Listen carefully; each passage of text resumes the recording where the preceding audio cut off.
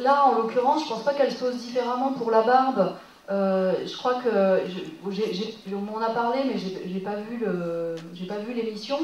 Mais je crois que le piège, c'est d'arriver aussi en pensant peut-être un peu naïvement que leur message allait être, alors que c'était un message qui questionnait directement justement l'absence de femmes donc dans cette émission ou à Canal+, ou je sais plus exactement. Voilà, de penser que ça allait être pris d'une manière rationnelle, effectivement examiné. Bon. Et en fait, je crois qu'un des journalistes les a très efficacement ramenés à leur statut de femme en faisant un commentaire sur le fait qu'elles étaient très jolies, enfin qu'elles étaient mignonnes, qu'elles étaient charmantes, voilà. Bon. Donc, je pense que la question c'est est-ce qu'on peut aller dans ces médias et porter une critique, là en l'occurrence féministe, et penser que les règles du jeu donnent sa place à ce discours-là. Ou alors être carrément dans la rupture, comme elles le sont d'ailleurs. Et leurs actions le sont parce qu'elles vont dans des lieux à l'improviste, avec un discours hyper ironique sur le danger que représenterait l'arrivée d'une ou deux femmes dans ces lieux de pouvoir. Là, je pense que la question, elle ne se pose pas très très différent, sauf que là encore, on a vu aussi à quel point très rapidement, quand en tout cas le sexisme est questionné, ça va super vite comme réponse, et à quel point très rapidement on renvoie les femmes à leur statut, quoi. Là en l'occurrence, à des jolis visages, quoi. Non, enfin, juste pour dire, il n'y a pas que des jolis visages, hein, il y a aussi des jolies fesses chez les femmes. Non, mais c'est pas réduire les femmes à une caractéristique physique. Hein. Il y a plusieurs caractéristiques physiques chez les femmes.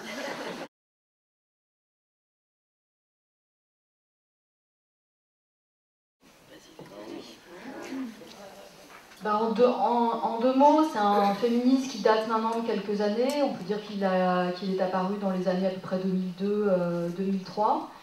Je ne crois pas que ce soit un féminisme là qui a été inventé par les médias, mais je crois que les médias n'inventent jamais grand-chose. Ils reprennent des choses qui sont inventées ailleurs. Donc là, en l'occurrence, c'est un féminisme qui a été inventé par Ni Pute Ni Soumise et puis qui après a été repris par l'ensemble de la classe politique. Et des médias qui leur a fait un bon accueil, et la classe politique qui les a arrosés largement de leur subside. Alors, quel a été le discours et qui a rencontré autant de succès, c'était de dire qu'il y avait effectivement un gros problème de violence faite aux femmes, ce qui nous a tous fait plaisir, quoi. Enfin, cette question gagne un peu de visibilité, mais... Et le mais était important, mais cette violence est avant tout une violence qui est le fait d'hommes habitant dans les banlieues, qui sont immigrés ou fils d'immigrés ou d'origine immigrée ou musulmans, ou enfin vous voyez à peu près toute la nébuleuse que ça désigne, et que par opposition, eh bien, le reste de la société, la République, voilà, les centres-villes, etc., sont les espaces de la liberté, de l'émancipation et de l'égalité femmes-hommes, comme le disait Nicolas Sarkozy. En France, les femmes sont libres.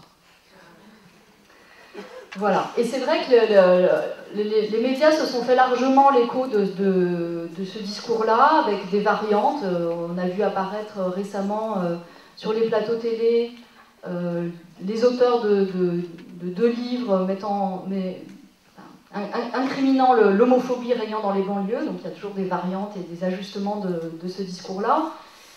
Et c'est un féminisme qui est en fait un féminisme désastreux. Hein, bon là je renvoie à l'article de Christine dans NQF, ou d'autres articles, un féminisme désastreux parce que c'est un féminisme raciste, donc qui essentialise une partie de la population qui est déjà largement essentialisée sur la base de tous les défauts qu'a cette population, voilà, je ne détaille pas, mais qui en plus, et c'est la nouveauté, se trouve être totalement sexiste, de par sa culture, enclin à la violence, etc., intolérant, voilà, obscurantiste, plongé dans les ténèbres, voilà.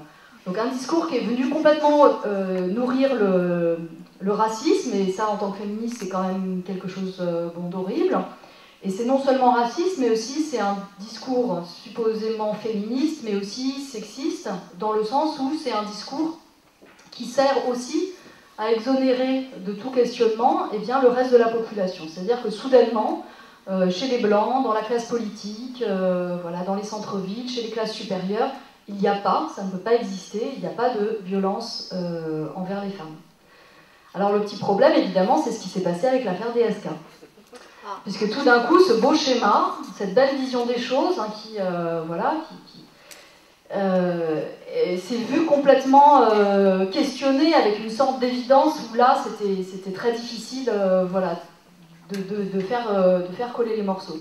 Bon, d'où la réaction hallucinamment violente qu'il y a eu quand on a appris, quand les médias ont appris, quand les experts, là, ils se sont distingués aussi, hein, notamment par la voix de BHL, ont appris que le directeur du FMI, donc DSK, futur candidat à l'élection présidentielle, favori des médias en tout cas, était arrêté pour viol, pour violence sexuelle en tout cas. Voilà, je renvoie au texte de Najat Zougari dans le texte qui revient sur ça, hein, et peut-être ce qu'on peut espérer, c'est que la belle machine idéologique qui s'est mise en place, évidemment avec Ni Pute Ni Soumise et puis tous ces relais politiques et médiatiques, peut-être qu'elle sera un petit peu plus difficile maintenant, en tout cas cette espèce de mythe, hein, cette espèce de mensonge total sur la réalité du sexisme en France, qui est une réalité très largement partagée dans tous les milieux sociaux, de toutes les classes sociales, toutes les origines, voilà, jusqu'aux personnes les plus éduquées, entre guillemets, même jusqu'aux personnes plus à gauche, voire les plus révolutionnaires. Là aussi, il y a de la violence envers les femmes. Et bien, peut-être que ce mythe va plus fonctionner aussi bien. En tout cas, c'est ce qu'on peut espérer. Et ce qu'il y a aussi, c'est qu'ici, un double discours qui devrait être difficile à tenir. C'est-à-dire qu'on a des discours parallèles. L'un, c'est celui de la violence des garçons des banlieues, hein, une violence qui est qui leur est consubstantielle parce que, si vous voulez, ils ont des ancêtres musulmans quand même. Et ça, je veux dire, la génétique parle. Hein. Quand vous avez ça, c'est bien difficile. Hein. Comment voulez-vous faire avec? Il y a des réhabilitations possibles, mais ça prend du temps. Et puis, d'un autre côté, de temps en temps, on entend parler des violences contre les femmes, etc. Bon. Et on regarde des reportages qui sont très intéressants, par exemple, avec des femmes qui sont dans des endroits qui sont pleines de bonne volonté, et qui disent, oui, on a réussi à encaser 30 ce soir dans un centre d'accueil. Elles parlent de femmes battues, là.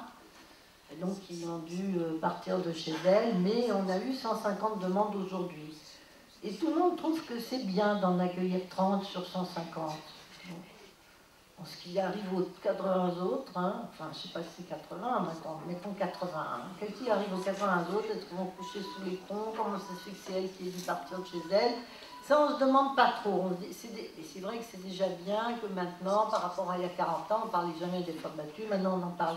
Alors d'un côté, on en parle un peu, il y a des émissions là-dessus, on voit des femmes battues qui sont absolument pas...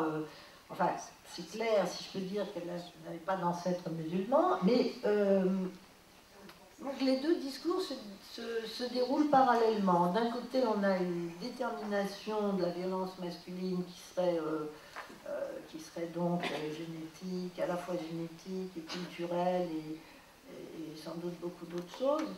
Et de l'autre côté, on a une prise en compte du phénomène, mais c'est vrai qu'en même temps, quand on parle de ce phénomène, l'autre jour j'ai regardé un documentaire sur un homme qui avait été envoyé par, je ne me rappelle plus qui, c'était un juge ou un psychologue, il avait été envoyé dans un groupe de prise de parole.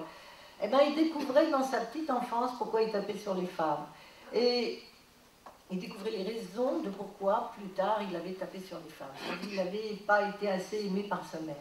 Et moi, à chaque fois que je regarde ça, je me dis, mais le le nombre de filles qui n'ont pas été aimées par leur mère, elles n'ont jamais tapé sur la gueule d'un mec, c'est quand même incroyable. Et bien, c'est une question que personne ne se pose. Voilà. Un petit garçon qu'on n'aime pas, il va taper sur sa femme qui va représenter pour lui sa mère. En fait, je ne sais pas ce que les psychologues racontent là-dessus, parce qu'en fait, il faut taper sur n'importe qui, mais alors, la question sur les filles qui sont élevées par les mêmes mères déficientes, hein, je dis déficientes pour ne pas dire délinquantes, c'est elles qu'on devrait quand même arrêter, eh bien, on trouve normal que finalement elles ne fassent rien, elles ne battent personne, elles ne tuent personne, etc. Et alors donc on a ces deux discours qui se déroulent en parallèle avec une incohérence totale, mais ça c'est une chose. Et c'est quand même curieux parce que nous sommes les enfants des Lumières. Je suis les enfants des Lumières. Il y a 2 siècles d'écart, d'accord, avec les petits enfants. Hein, c'est génétique aussi. Donc nous, ce qui nous gouverne, c'est la raison, nous. Hein, c'est la raison.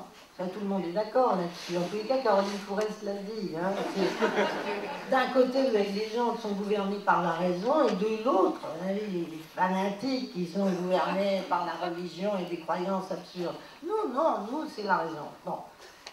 Eh bien, ça ne nous empêche pas de pouvoir admettre 2 idées qui sont totalement contradictoires l'une avec l'autre, et de les faire coexister dans notre petit cerveau, hein, sans aucun problème, Donc, je veux dire, c'est pas la seule incohérence qu'on admet, hein, puisqu'on admet aussi, par exemple, on est augmenté, bon, quand on est augmenté, enfin, ou on risque d'être augmenté par son patron, et non pas parce que la Lune sera en Verseau, et pourtant on lit les horoscopes, donc je veux dire,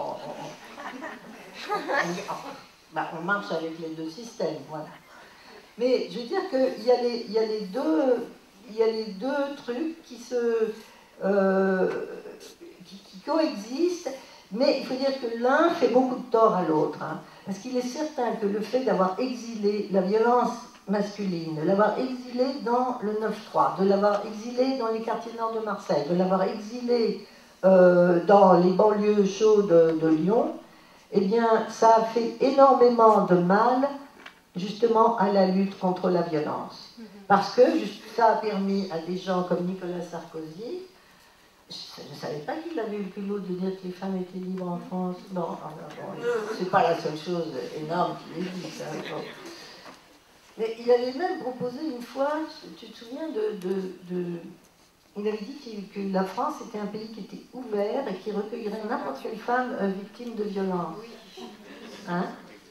C'était quand même assez extraordinaire parce que moi je me suis dit, bon, mais alors les femmes qui sont victimes de violence ici, est-ce qu'elles ont encore un autre pays où aller Ah oui, parce que si nous on accueille les femmes étrangères victimes de violence chez elles, les femmes victimes de violence ici, il faut bien qu'elles aillent quelque part, qu'elles aient un refuge aussi.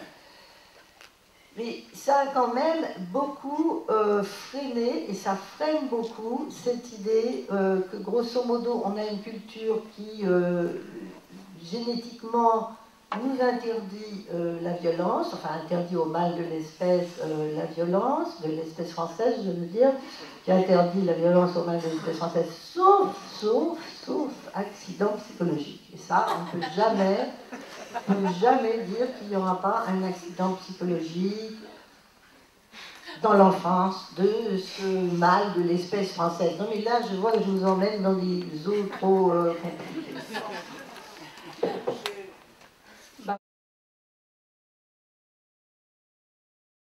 Alors, pour revenir sur le début de l'intervention, donc l'articulation, même si vous n'avez pas employé le terme lutte, racisme, féminisme, pour reprendre ce que disait Hanan, il ne s'agit pas de dire que la lutte féministe doit se confondre avec la lutte antiraciste, bien entendu, mais je vais essayer d'illustrer avec ce qu'on pourrait imaginer comme étant une critique des médias, justement, qui essayerait de combiner ces points de vue.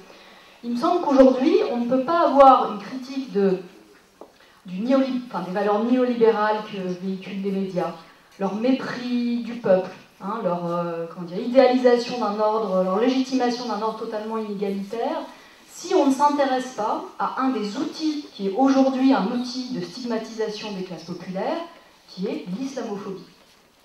Je pense qu'on ne comprend pas sinon ce qui se passe. Et donc, il me semble, du coup, et je renvoie notamment aux quelques unes, je crois, qui ont été reproduites dans des numéros de médias critiques, je ne sais plus si c'est le premier numéro ou le deuxième numéro, mais il y en a régulièrement et régulièrement, sur le péril de l'islam, sur le déclin de l'Occident, etc., etc. Je crois que là, c'est une illustration de, si on veut critiquer la manière dont les médias participent à l'idéologie dominante, on est obligé de prendre en compte cette question des fractures, on va dire, raciales, entre guillemets. Et pour reprendre un autre exemple, pour le voir d'un autre côté, il me semble qu'aujourd'hui, on ne peut pas critiquer le sexisme des médias si on ne veut pas comprendre aussi pourquoi, de manière aussi docile, les médias ont repris des déclarations de BHL, des déclarations de Jack Lang, de Badinter, etc., prenant la défense d'un pauvre DSK victime, traîné dans la boue par la justice américaine, horrible, etc. On ne peut pas comprendre leur absence totale de réaction, au moins au début, si on ne met pas en évidence le fait que pour eux, la question du sexisme, c'est désormais la question du sexisme des jeunes arabes. Voilà. D'où, justement, à nouveau, une réinterrogation sur la manière dont s'articulent, on peut dire, ces questions de racisme et ces questions de sexisme. Donc il ne s'agit pas de dire, et je crois que personne n'a dit qu'il fallait combiner, enfin que de fait la lutte contre le racisme se mélangeait à la lutte féministe, enfin pas du tout, parce que, et pour reprendre ce que disait Christine, les groupes dominés ou dominants ne sont pas les mêmes, mais pour décrypter le fonctionnement de l'idéologie dominante aujourd'hui, à laquelle je crois qu'on est tous d'accord pour dire que les médias contribuent activement, je crois qu'on ne peut pas les comprendre si on n'a pas justement ces grilles d'analyse multiples et de voir comment, pour stigmatiser les classes populaires, quel outil on utilise aujourd'hui. Quel outil on utilise aujourd'hui. Et c'est des outils à la fois qui font jouer des inégalités raciales et des inégalités de genre. Voilà, c'est pour ça que pour moi, une critique anti-média qui n'est jamais une critique anti-média pour elle-même, parce que les médias voilà, participent à un ordre dominant qui ne se fabrique pas que dans les médias, bien sûr, qui existe ailleurs, eh bien, il faut avoir ces grilles d'analyse. Pour moi, sinon, il y a quelque chose qui manque. Et autant, j'aime beaucoup ce que fait, ce qu'ont fait le plan B, PLPL, etc. Et autant j'aime beaucoup Les Nouveaux Chiens de Garde, c'est un film qu'il faut évidemment aller voir, etc., etc. Autant me frappe quand même, de manière très claire, la prédominance d'une grille de lecture, qui est une grille de lecture de classe que je trouve parfaitement légitime, mais qu'il faut interroger dans l'impensé que ça véhicule, c'est-à-dire c'est une grille d'analyse plus légitime que les autres, sous-entendu, là, pour ceux qui vont plus loin, mais je crois que malheureusement, dans ces milieux-là, j'y reviens, elle est aussi dominante, sous-entendu, parler des autres, parler des questions de race, des questions de genre, fait diversion par rapport à une question sociale qui serait la question principale, qui serait la question de classe.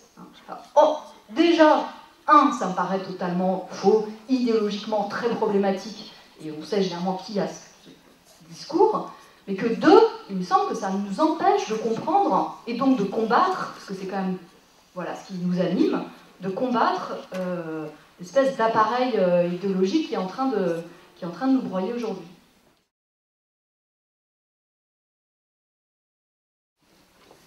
Oui, mais ce que tu dis, ça c'est très vrai. C'est quelque chose qu'on ne dit jamais. Moi, j'ai remarqué un truc, d'ailleurs dans les études féministes, là, eh bien, maintenant, depuis la campagne pour la parité, c'est devenu le grand truc, parité et mixité aussi. Et la mixité, c'est-à-dire que c'est la mixité qui n'a jamais été appliquée par les hommes. On voit que les corps étaient entièrement réservés aux hommes, comme par exemple, j'en prends un mais qui est très symbolique, c'est l'Académie française, qui s'est ouverte à une femme, je ne me rappelle plus, à la fin des années 80, à Marguerite Yourcenar. Donc les lieux réservés aux hommes n'étaient absolument pas mis en cause. En revanche, il était impossible pour les femmes d'être entre femmes. Nous l'avons vécu au début du mouvement de libération des femmes, c'est-à-dire que pendant nos réunions, il n'y en était pas des masses, il y avait toujours un homme qui venait et qui disait c'était pas possible, c'était pas pensable qu'on reste entre nous. Et c'était pas le même homme, hein,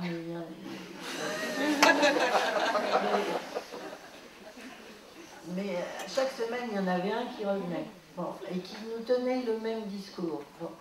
Et c'est vrai que c'est tout à fait remarquable, c'est que quand on demande la parité, par exemple, bon, la demande de parité, elle n'était pas, elle ne s'adressait pas à tous les milieux, et certainement pas au travail, elle s'adressait aux assemblées élues, ce qui est quand même très peu. Bon, même dans les assemblées élues, je crois que maintenant la proportion de femmes dans le Parlement français, c'est à l'ensemble, l'Assemblée nationale et Sénat, s'élève à un faramineux 18%. En revanche, les sommes, je les ai vues passer, mais je suis comme toutes les femmes, je veux dire, dès que ça dépasse un certain chiffre, ça me dépasse aussi. Les partis payent des sommes faramineuses pour d'amende, justement, mais ils préfèrent payer ces sommes-là que de renoncer et d'obliger les députés hommes, finalement, à lâcher leur siège pour les donner aux femmes. Et en revanche, en effet, dès qu'il y a quelque chose qui se passe et qui est initié par des femmes, eh bien que ça vienne de femmes ou que ça vienne d'hommes, mais maintenant ça vient de femmes, on demande une parité scrupuleuse, on demande une mixité. C'est-à-dire qu'en fait, ce qui est mis en œuvre, c'est une interdiction pour les femmes d'être sans hommes. Au moins un. Il en faudra toujours un pour les surveiller. C'est exactement comme le bétail. Il faut qu'il y ait toujours quelqu'un qui les garde. En revanche, les maîtres, ils peuvent très bien être tout seuls, et puis ils n'ont pas à inviter quelqu'un d'inférieur avec eux. Mais les femmes, elles ne doivent pas être toutes seules. Ou alors dans des conditions, bon, très très particulière et pour un laps de temps très court. Nous, on était tout le temps en train de s'excuser, on disait mais non, revenez dans 2 heures, on ira prendre un pot, etc. Mais là, pendant la réunion, fichez-nous la paix, etc. Donc c'était très difficile. Et je pense que ce que tu dis là sur cette intériorisation de la nécessité, ça passe par des tas de la nécessité d'avoir des hommes, de l'interdiction que les femmes restent entre elles. Ça passe par des tas d'idéologies qui sont ni faites ni à faire, comme d'ailleurs lesquelles je ne me rappelle même plus, tellement elles sont pas convaincantes. Mais enfin, si quelqu'un pense à une de ces idéologies, il me fait signe.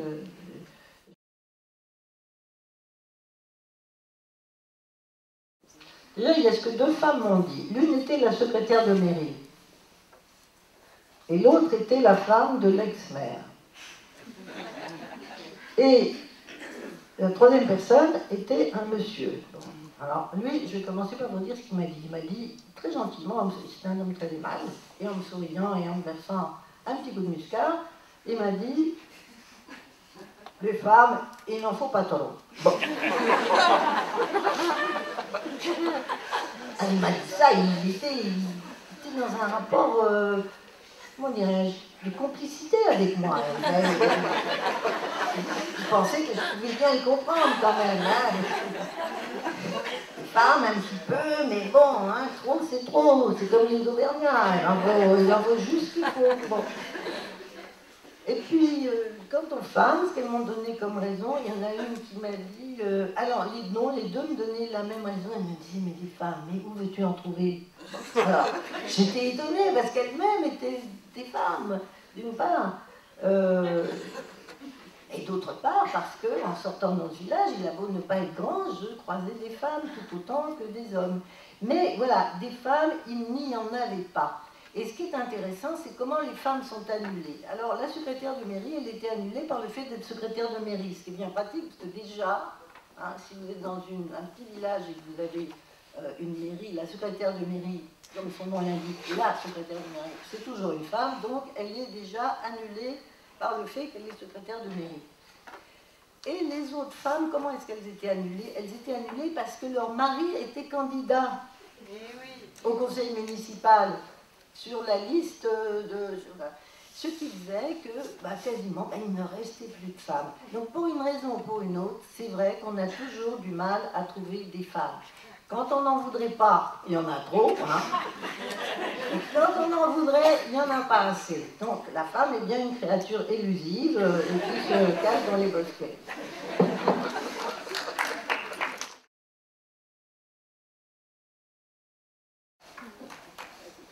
Peut-être pour apporter un petit élément de réponse, sans forcément revenir sur les trajectoires de chacune, mais en tout cas, moi j'ai une trajectoire politique effectivement qui m'a amenée à gauche, ou plutôt à la gauche de la gauche, et c'est vrai que le sexisme qui y règne est absolument hallucinant.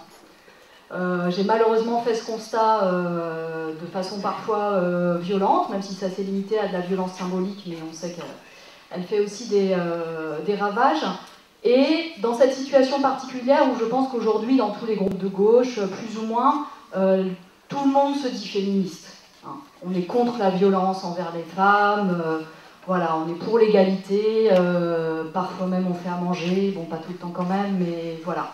Il y a une sorte de vernis, bon, propre à des milieux qui sont plutôt des milieux éduqués, hein, des milieux plutôt classe moyenne, classe sup, et qu'on va retrouver aussi à gauche, voire aussi à l'extrême gauche, qui fait que le sexisme prend des formes particulières, il me semble, aujourd'hui, parce que c'est une combinaison d'un discours plutôt égalitaire, parfois aussi qui va être un discours un peu gay-friendly, donc pas non plus ouvertement homophobe, hein, voilà, on a des amis gays parfois, enfin, en tout cas on ne pense pas que c'est un problème, ou que c'est anormal, ou que c'est une maladie, mais où par contre dans les pratiques, ça ne change pas ou ça change très peu.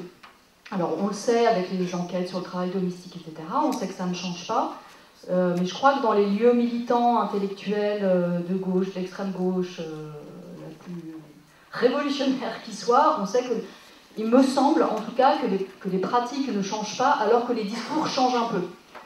Et face à ça, je crois qu'il y a plusieurs solutions. Soit on se bat en justement pointant ce décalage et en se battant à l'intérieur pour que ça produise autre chose, hein, et plus d'égalité.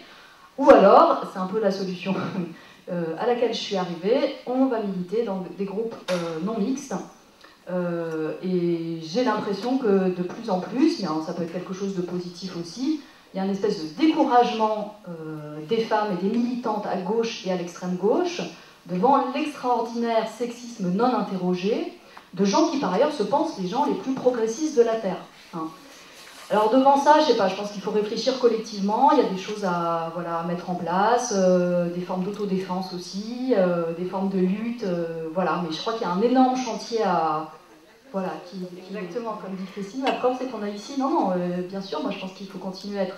Et je trouve que c'est bien d'être dans des lieux aussi mixtes pour porter ces questions-là. Après, je pense qu'il y a des temps et des moments où des fois, quand on en a trop marre, la non-mixité est quelque chose qui peut être très réconfortant, très agréable, qui procure de l'énergie, qui procure de la joie, ce qu'on ne trouve pas toujours dans le militantisme, malheureusement. Donc je pense que c'est des moments voilà, que chacun doit apprécier. Mais effectivement, ces techniques, elles sont bien sur déjà poser la question de la parole. Et qui a la parole et qui l'a pas. C'est comme cette question que je disais que déjà réfléchir à qui a la tribune, qui l'est pas, et réfléchir par rapport au prisme du genre est déjà un truc qui me semble des fois parfois révolutionnaire, tant c'est une grille d'analyse qui n'est pas mobilisée par plein de gens, mais on le comprend aussi, et pour ma part, réfléchir aussi, et réfléchir en tant que blanche est aussi le fruit d'un processus de réflexion lié aussi à des mouvements antiracistes et à leur évolution. Donc c'est des processus, mais je pense que c'est pas seulement par ces dispositifs. Là, je reviens aussi à la remarque on n'a pas trouvé de femmes. C'est-à-dire que moi, j'entends aussi souvent dans ces milieux-là, oui, mais quand même, les femmes ne veulent pas prendre la parole. J'ai même entendu récemment, c'était le pompon, par un militant d'extrême gauche qui disait qu'il n'avait jamais entendu de propos aussi sexistes que chez les militantes. Donc lui était par contraste bon, extrêmement voilà, féministe, mais malheureusement bon, ses camarades femmes ne l'étaient pas. Oui, ben, bon, après, je crois qu'après, c'est de la responsabilité aussi des hommes de questionner leur propre catégorie et leurs propres pratiques. Voilà.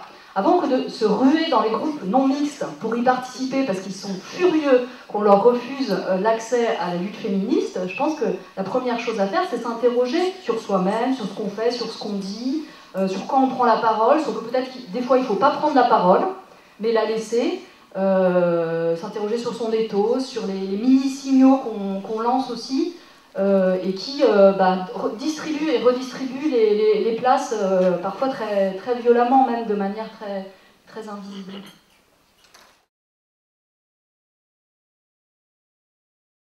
La question, c'est qu'on ne peut pas, on dirait que c'est un examen que chaque femme doit passer toute seule et que elle prouverait sa faiblesse en ne pouvant pas dépasser la faiblesse de l'homme. Et c'est vraiment considéré comme peu de choses, un conditionnement qui dure depuis qu'on est né, qui a duré toute la vie, qui s'est accompagné de sanctions, de punitions, de récompenses si on faisait bien.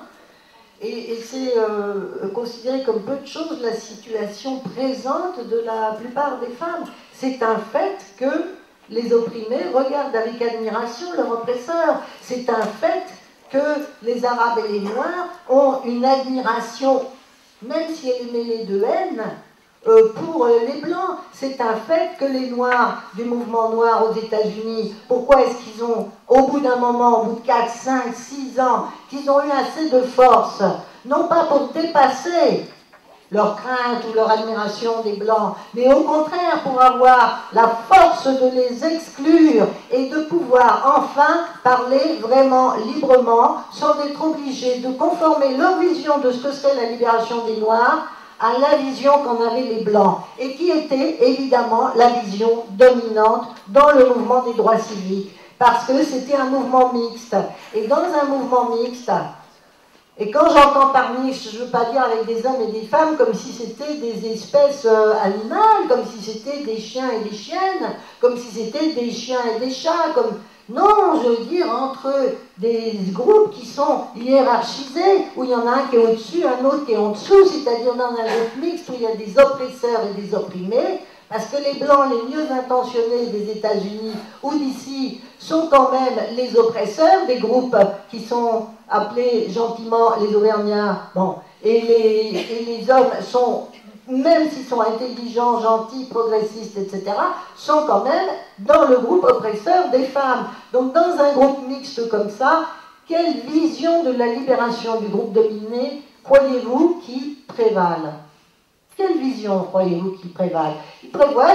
Il prévaut une image de cette libération qui inclut des tas de limites, de trucs, de machins, qui sont celles du groupe dominant. Hein? La vision de la libération, si on avait dû avoir des hommes parmi nous, pendant qu'on a fait, et Laure était l'une de mes compagnes, comme d'ailleurs j'étais l'une des siennes, hein, c'est parfaitement réciproque. Si on avait eu des hommes avec nous, on n'aurait jamais fait les slogans qu'on a fait. On nous aurait dit non, quand même, c'est pas gentil, il faut un peu plus de parité que ça. Quand vous décrivez qu'une femme sans homme, c'est comme un poisson sans bicyclette. Mais enfin, à qui vous voulez faire de la peine aux poissons, vos bicyclettes? Enfin bon. Voilà, on aurait été bloqué à chaque moment du chemin. Il faut de la non-mixité. Il faut de la non-mixité. Il faut que les opprimés se retrouvent et s'expriment entre elles et entre eux. C'est la seule façon de faire. Ce qui ne veut pas dire qu'on ne peut pas aussi être dans des groupes mixtes. On peut aussi être dans des groupes mixtes. Mais pour trouver le chemin de son émancipation à soi, ce n'est pas dans des groupes mixtes qu'on peut le faire, parce qu'il y a une parole autorisée, la parole des experts dont on nous dit. C'est ça la parole des experts, c'est la parole autorisée, que ça soit à la radio, à la télévision, que ça soit chez vous, que ça soit dans votre cuisine, que ça soit chez moi, que ça soit dans ma cuisine, etc.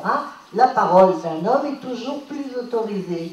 Et c'est pas la peine de dire que c'est un combat qu'on doit mener seul, entre son psychisme et soi-même. Non.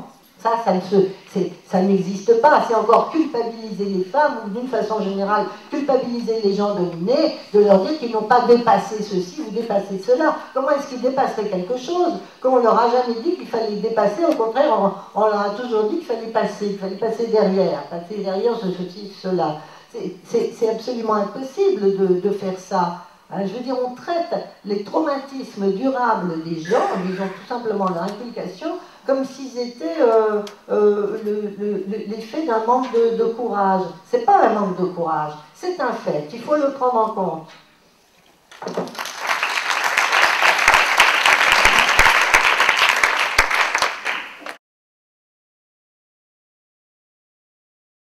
Crimen n'est pas un syndicat de journalistes, mais on a réagi très vite, alors évidemment, sur notre petit territoire, c'est-à-dire sur le sexisme qui transparaissait dans les commentaires médiatiques, à un moment où ce qui était dominant, c'est quand même le sexisme des responsables politiques.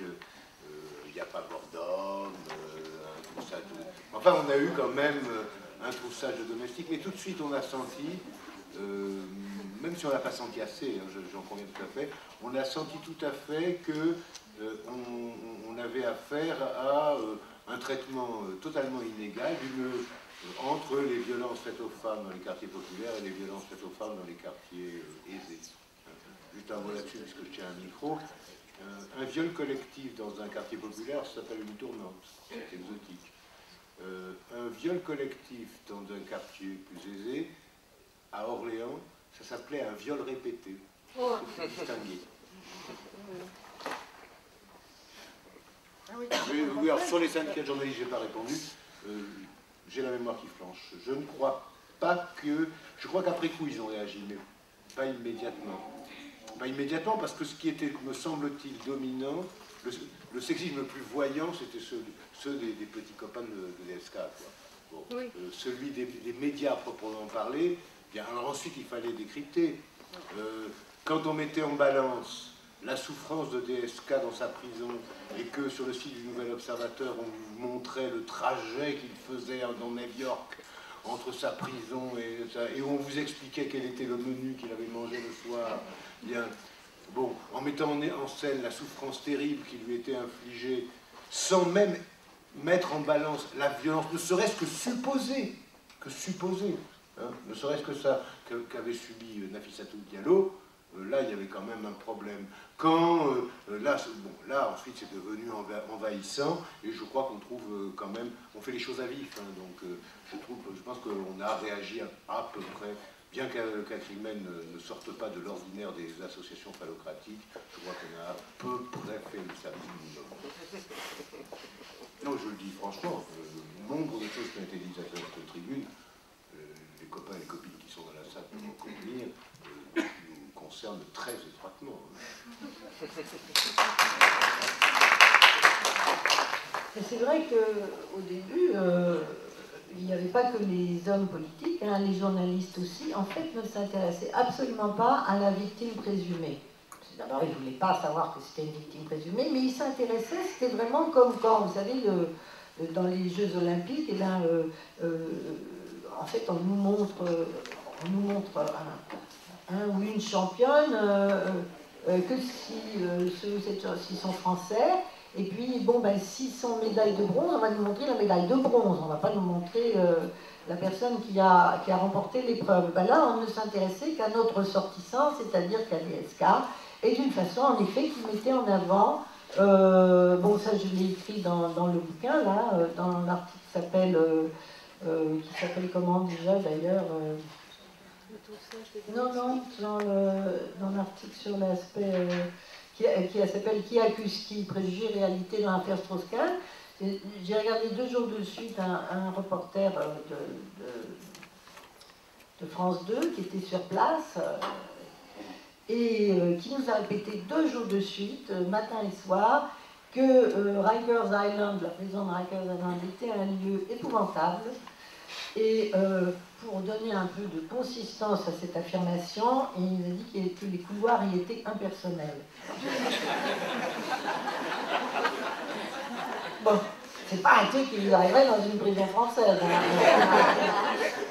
Là, c'était vraiment...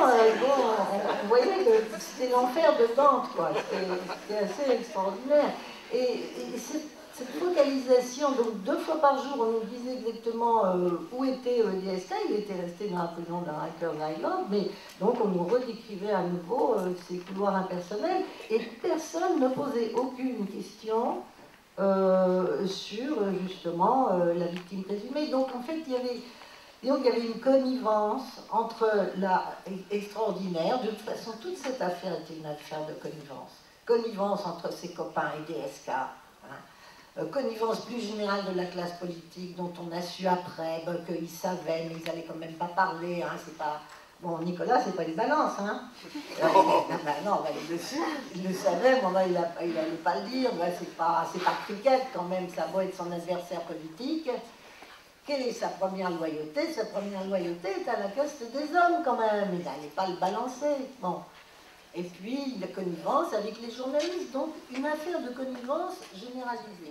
Sur Anne Sinclair, j'aurais juste une remarque. Enfin, on pourrait revenir dans les détails justement sur le traitement médiatique de Anne Sinclair aussi comme entreprise de diversion, où à un moment donné, il fallait quand même arrêter de parler un petit peu de DSK, parce que ça devenait quand même trop délicat.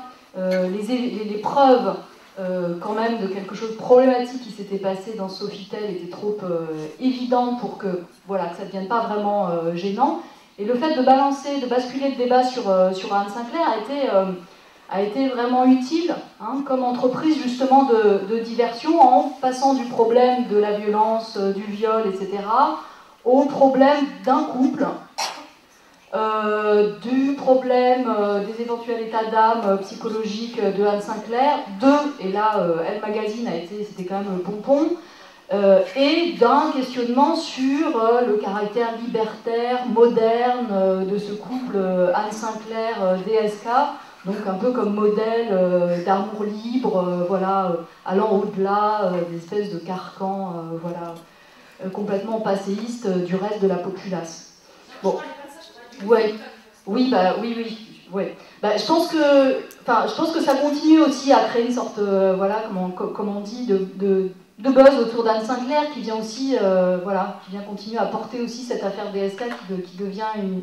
Parce que, de fait, la couverture qu'il y a eu, je reviens à Elle Magazine, la couverture qui a été faite du lancement de ce site, très orchestrée, ça s'est fait sur la base d'une interview qu'a donnée Anne Sinclair, alors très soigneusement en choisissant à qui elle allait la donner. Et ça a donné quoi? Ça a donné la couverture de Elle Magazine en disant « Je ne suis ni une sainte, ni une victime, ou je ne sais pas quoi », qui était en gros une réponse à une question que le journaliste avait comme interdiction de poser, c'est-à-dire que l'interview a été négociée, mais que le journaliste n'avait pas le droit de poser de questions sur DSK, mais c'était de fait une réponse à ça. Oui, mais c'est-à-dire, moi je parlais de ce rapport, et ce rapport c'est très peu de place à Internet. Hein. Peut-être que dans un prochain rapport, puisque cette commission va soit rester, soit se renouveler, comme elle l'a fait, là, pour faire un plus petit rapport en 2011 uniquement sur la question de l'expertise, peut-être que finalement ça sera